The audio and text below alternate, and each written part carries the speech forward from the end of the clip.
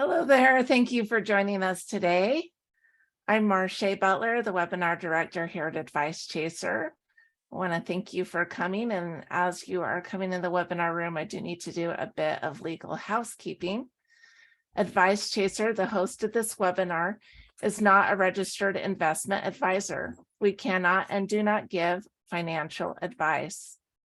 Today's presentation is for educational purposes only and cannot be considered advice for any person's individual situation. Advice Chaser regularly hosts informative webinars, such as this one, featuring a variety of knowledgeable professionals, many of whom are licensed advisors. Any opinions, ideas, jokes, or principles expressed by presenters are their own, and however true, funny, or interesting, are not endorsed by Advice Chaser. Please do not act on the information you hear today without consulting a qualified financial professional. We're thrilled to bring you today's educational presentation. Attendees are muted, but we do encourage you to ask questions using the chat box. And if you ask a question in the chat box, go ahead and leave your phone number as well. If we can't get to your question during today's event, we'll make sure someone reaches out to you after today's event. We want this experience to be as educational as possible, so please don't hesitate to ask for clarification or expansion of the material. Well, I'd love to introduce you to our guest today.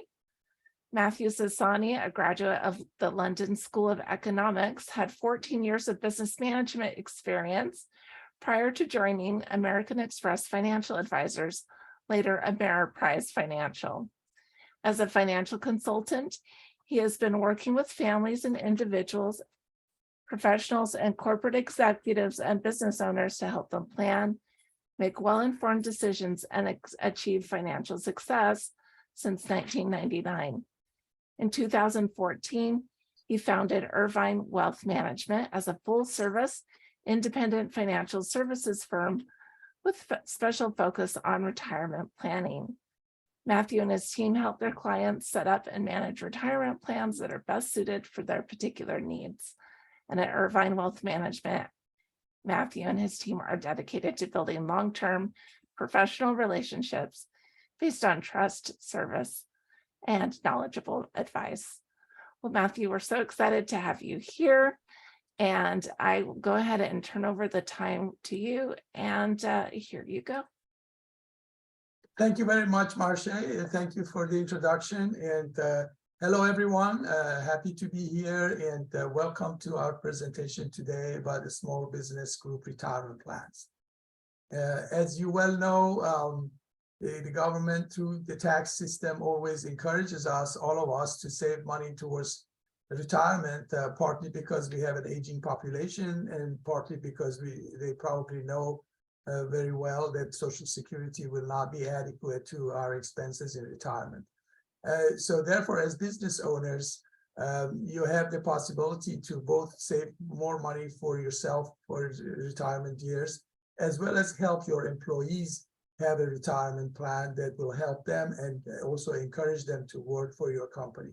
So the question is, the question of why establish a retirement plan essentially is answered by number one, the government wants us to have retirement plans. In fact, in California, it has become a requirement for businesses with 5 people or more to have a retirement plan in place. And if they don't, then they can plug into a plan that's established by the state of California and adopt that as their plan and make the contributions for the employees through that plan.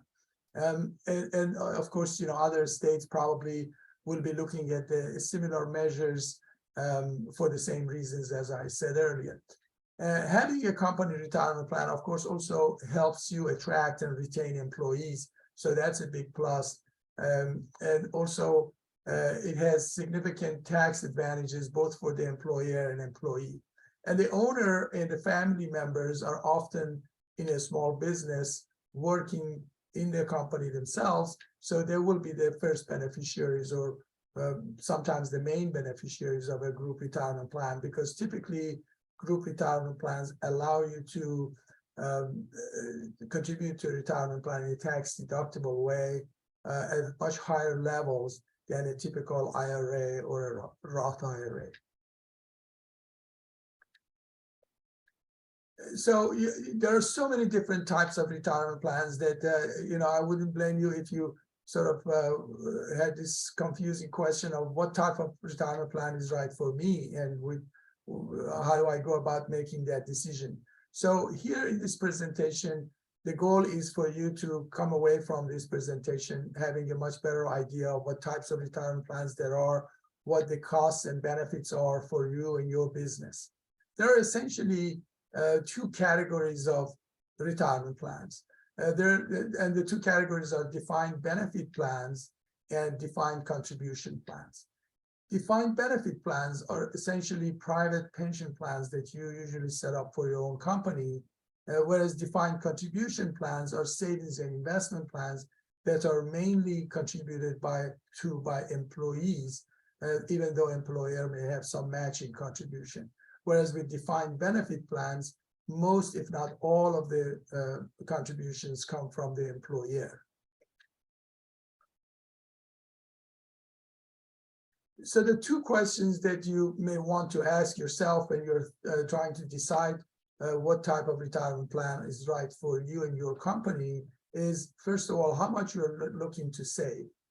So you have a situation where a company is very profitable and they have they have a lot of taxes that they would have to pay on that profit, and so they would be looking for a high deductible level of a plan, and we'll get into it later a little bit.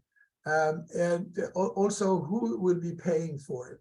So there are plans that, for instance, all the funds are paid by the employer, and then there are plans that most of the contributions are made by the employees, even though the employer may also make a relatively small contribution. So those two questions are critical for the business owner to decide right at the beginning. So let's talk about the defined benefit plans, which, as I mentioned, they're like pension plans, essentially. Usually, they require a customized plan design, which is put together by a third-party administrator, people who are well-versed in the legal aspects of these retirement plans, and they can design a plan document for you that is suitable for your particular business. And they also provide, through that plan document, they provide a pre-established retirement benefit based on the employee's current compensation, their retirement age, and current age. So as you can imagine, we're talking about how much benefit they will be receiving in retirement. So then we have to work out how much they're getting paid right now, and what percentage of that they want to satisfy in retirement, and then how many years they have to do the savings that is necessary to achieve that. All of those are factored in by a TPA to figure out how much in a particular year you can put away towards the plan. As substantial benefits for the employee and tax savings for the employer may be within a relatively short period of time. Cases that I've come across a lot, people who are over 60 and they have their own business, and maybe they have been building the business up, and towards the maturity of the business, they have substantial profit, and now they're facing big taxes. So they look for a way that they can save this money that they would alternatively be paying towards taxes for their retirement days. So this is a very typical situation that one is facing a few years before retirement and highly profitable businesses. Generally, the employer makes most, if not all, of the contributions. And when I say generally, it actually is right now, for the most part, in all cases. But plans change, laws change. There may be situations that the employees can also participate in some form or fashion. And tax savings can be enormous. Third-party administrator annual reporting are required. So this is a summary of the defined benefit plans. Now on to the defined contribution plans. There is, as you know, a variety of them, and I've listed some, and there are still more, but these are the main types. So we have the 401k plans, which I'm sure everybody has heard about. And there's SOLOK, which is a version of the 401k. There's Simple IRA, and then there's SEP IRA, and state-sponsored small business plans like the one in California, which right now, as far as I know, California has only done this, but there will be, I'm sure, others that will do the same thing in the long run. And then, of course, there are public sector plans. These are also part of the defined contribution family of plans. 403B, a lot of teachers, nurses, hospital workers have 403Bs. 457, a lot of state workers have 457, and a TSP. And TSP is thrift savings plan that federal employees have, from post office to FDIC to various different aspects of the federal government. Employees have these TSPs, and essentially they are the main contributors, as I said, in these plans also. So just a comment here. So the defined benefit plans were most common before the 1980s. Is that correct? And since then, these defined contribution plans have really taken over. Precisely, as you rightly said, in not so distant past, most employers, especially larger employers, offered pension plans, and so there are defined benefit plans. And then as time went on, they realized that the cost of these pension plans can be huge because population is living longer. All of us, I mean, it was almost unheard of for people to live to be 100, but now that's one of the fastest growing parts of the population. So for a business owner, they decided that it was going to be hard to pay all of that. If the employee retired at 65 and they live to be 100, that's 35 years that they have to pay, and that becomes very expensive. So gradually, most employers have moved out of their pension plans, the defined benefit plans, onto defined contributions. So essentially, they define how much they're going to contribute, and then also by plan, the employee also knows how much they can do a salary deduction contribution themselves. And so it becomes a shared effort towards building a retirement savings account for the employees. All right, thanks for that clarification there. Thanks. Well, let's move on to talking about the different types of defined contribution plans. I know that since these are probably what most employers are wondering, which one is right for my situation. Precisely. I mean, it's not so long ago that 401ks were only right for the largest of the large companies. However, now, other than the large companies, even the small companies are able to offer them because they've been simplified and the whole task of TPA has been minimized, so to speak. But the 401k is still most suited for companies that can afford to put a few $1,000s towards establishing a plan just for the plan itself. And then maybe they can make a contribution towards employees' retirement plans, or even if they don't have they have zero matching contribution, they allow the employee to have a high limit retirement plan in place. It can be expensive for a small business to manage what it takes to have a TPA, third-party administrator. But notice the contribution limit, which is what the employees can put away in a tax-deductible way, is in 2023, it is $22,500. In other words, very close to $2,000 per month that they can put away in a tax-deductible way. And if they are 50 years or older, they also have a catch-up provision of $7,500. In other words, $30,000 of employee contribution in a year, which is $2,500 a month. So that's a very nice high limit retirement plan that they can have. And it's interesting. I know that you and I were talking beforehand what an advantage to this is to offer that employers can offer, because those IRAs have such lower limits. Can you talk a little bit about that? Precisely. This year, the limit for contributing to a traditional or a Roth IRA is $6,500. And for people who are 50 or older, there's $1,000 catch-up provision. So that adds up to only $7,500. That's the limit. Whereas if the employee actually can afford it, they make enough money to make a lot more, put a lot more away for retirement. The 401k is the way to go because it's very high limit. Of course, they don't have to contribute the full amount. It's up to that level. And later on, we're going to talk about simple IRA where the limits are lower and maybe also the plan is less expensive for the company to handle.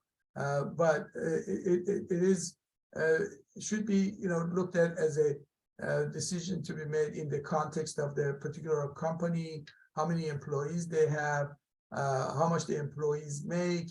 If there are companies, for instance, that have a limited number of highly paid employees, this could be a good substitute for a defined benefit plan.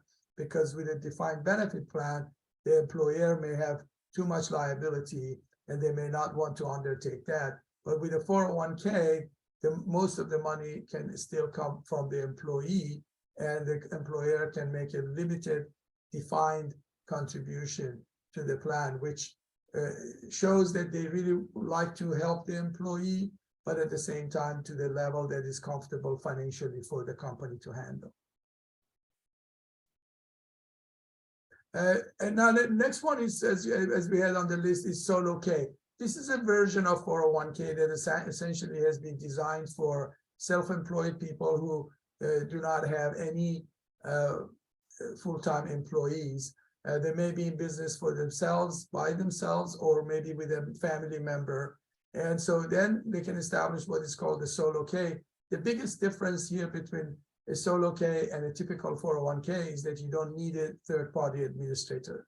The third-party administrator comes into play because they want to make sure, the government wants to make sure that the plan is non-discriminatory, and the employer, the owners, essentially do not contribute a lot for themselves and not enough for the employees. But when you do not have any employees, then the requirement for the TPA also goes away.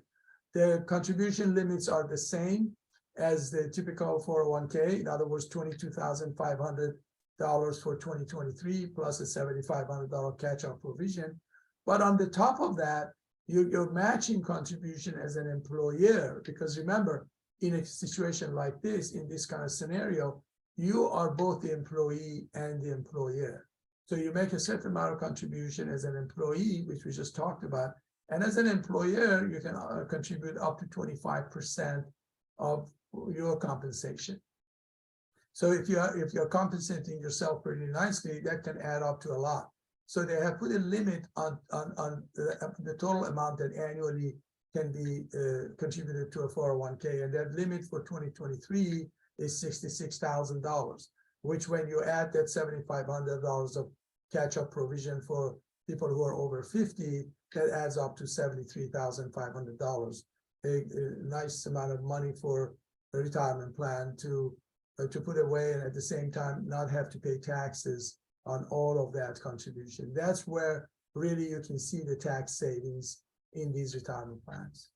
I had a question here. Is the SOLOK, how do you set one of those up if you're a sole proprietor? Very, very good question.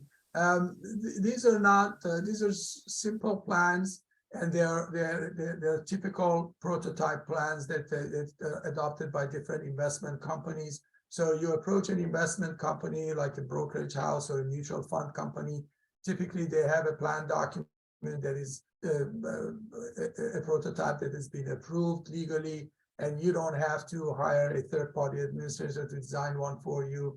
And they will send you the plan document, and you will sign it. You will complete the, name it with social security number and tax ID if your company has a separate tax ID. And then you also establish an account that is the investment account. So that the plan in this case is provided to you by the investment company at no cost. You don't have to hire a TPA to design a plan document for you. And then the investments, whatever investment company you are comfortable with, whether it is an insurance company or a brokerage house or a mutual fund company, you're investing with them. And hopefully they have somebody that can help you choose the particular funds or investments that you want to have in these. But as you can see, the process is much simpler and very easy to establish such a plan.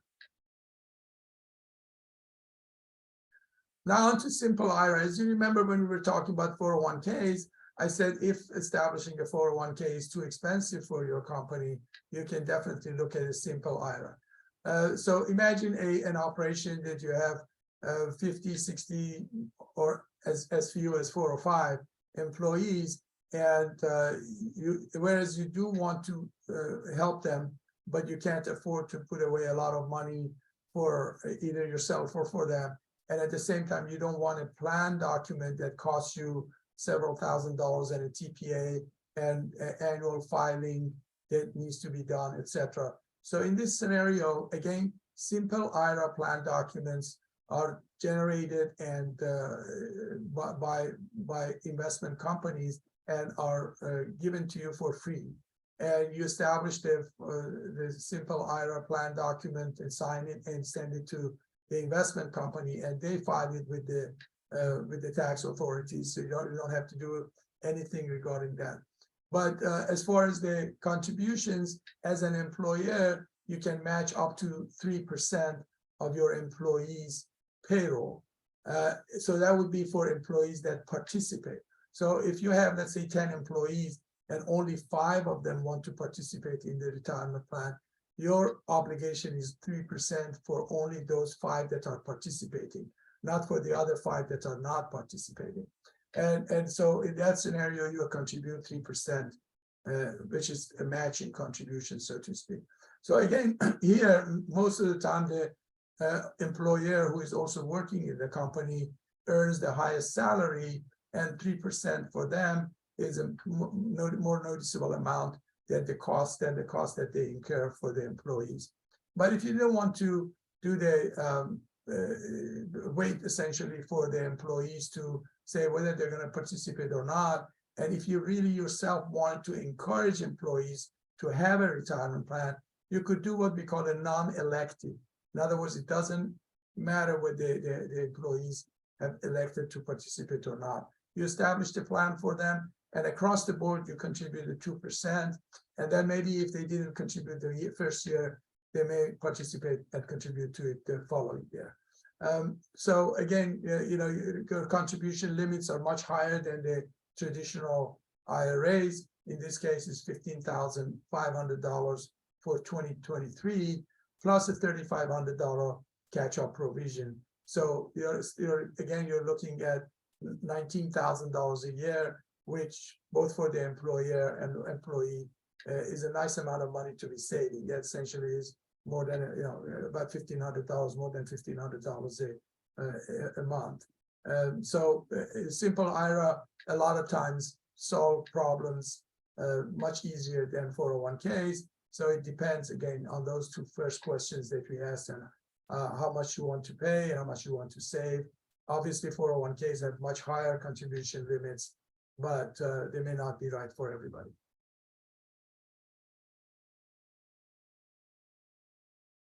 And SEP IRAs, this is another version of the pension plan, but it is a defined benefit plan rather than defined this is a defined contribution plan rather than a defined benefit plan. But it's still called a pension. One of the reasons probably is that it is almost entirely paid for by the employer. So in a case where you have quite a few employees, this may not be suitable for you. But if you have, let's say, an owner and a couple of employees, and maybe the employees are not very highly paid, whereas the employer pays himself or herself very well, then because the contributions that you make towards the SEP IRA are a percentage of the compensation, it makes sense for an operation where you have maybe 1 or 2 highly paid employees and the rest are not so highly paid, because whatever percentage the company is putting, whatever percentage of compensation the company is contributing to a SEP IRA for the owners, that also applies to the employees. The employees do not contribute to these plans. It's only from the employer. So the contribution limits are up to 25% of the employee's compensation. And again, similar to 401k, the limits are very high, $66,000 for 2023, plus the catch-up provision of $7,500 for 50-year or older employees.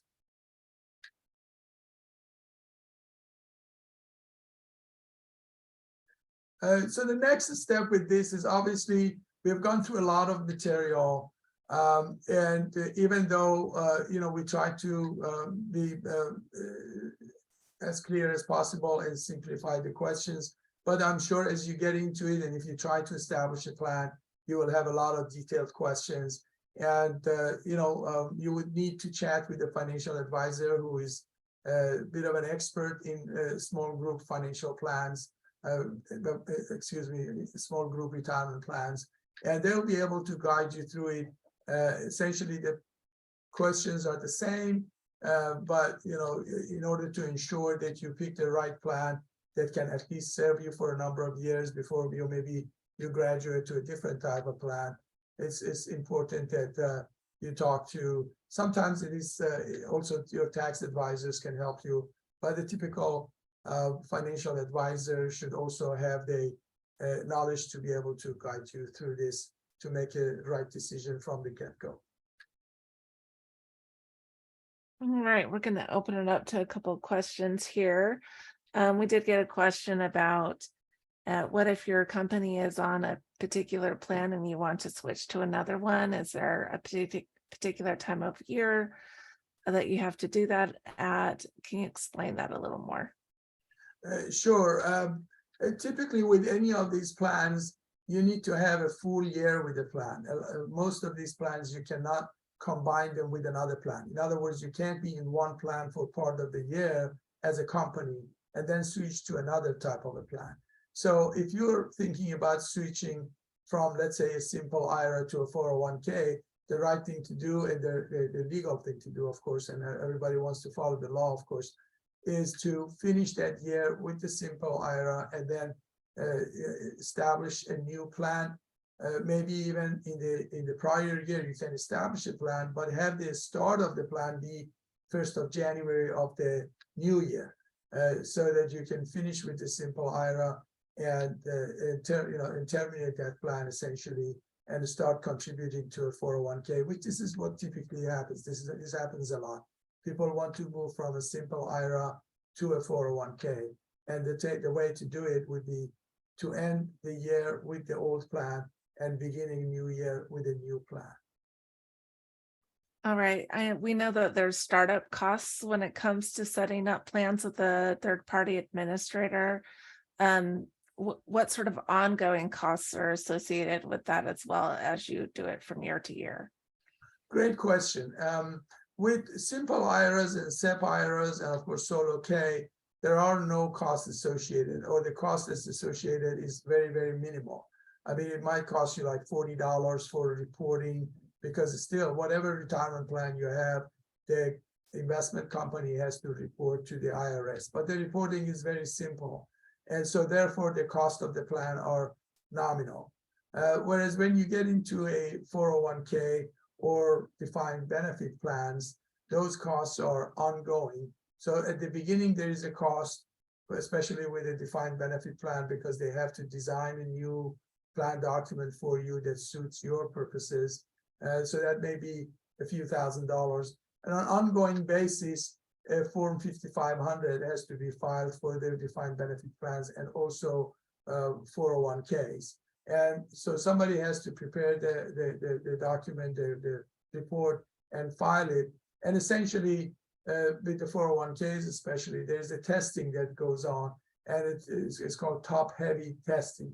What they're talking about is essentially making sure that the top employees or the owners do not tilt the plan towards their own benefits and take too much of a matching contribution, make too much of a matching contribution for themselves and too little for the employees. So that testing and the 5,500 filing, that costs a little bit of money on an ongoing basis. But usually the setup cost is more than the annual cost of maintaining the plan.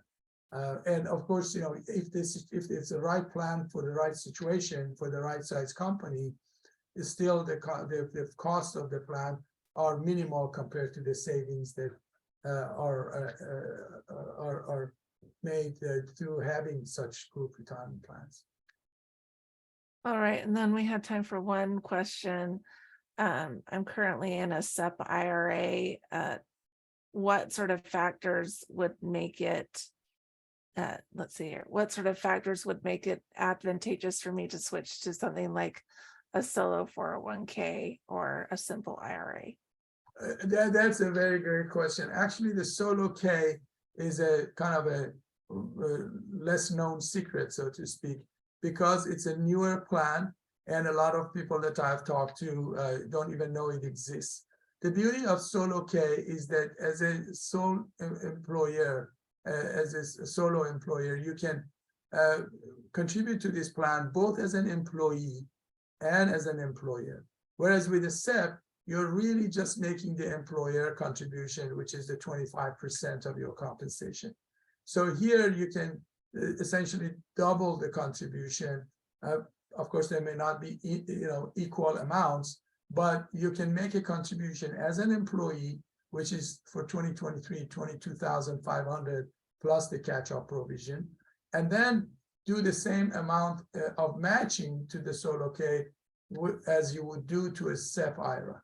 So if you're a very profitable operation and you want to save a lot more for your retirement, definitely solo K helps you a great deal more than a SEP IRA because you're essentially doubling your potential contribution.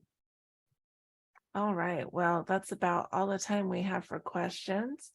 And I want to thank our attendees for attending today. Just a little bit of notes about what to expect. I know this has been a lot of information, and you may would like to see this again. So we will send you a link to the replay of this event, and you're welcome to share that link with friends or family. Just look to your email and we'll be sending that to you shortly. We want to thank both Matthew and the organizations that have made this possible today. And here at Advice Chaser, we're all about helping you find a financial advisor who's a great fit for your life and your financial questions. Our matching service is free to you, and every one of our advisor partners has committed to offer a free initial consultation to anyone we introduce them to. Find out more by going to advicechaser.com and clicking on the link to find an advisor. Once again, from Advice Chaser, thank you so much for coming, and we'll see you at another webinar soon. Goodbye, everyone. And thank you, Marcia, for your help, invaluable assistance here. And thank you, everybody who attended. And I hope that the information was useful and you'll be able to find the right retirement plan for your group. Thank you so much, everyone. Bye-bye.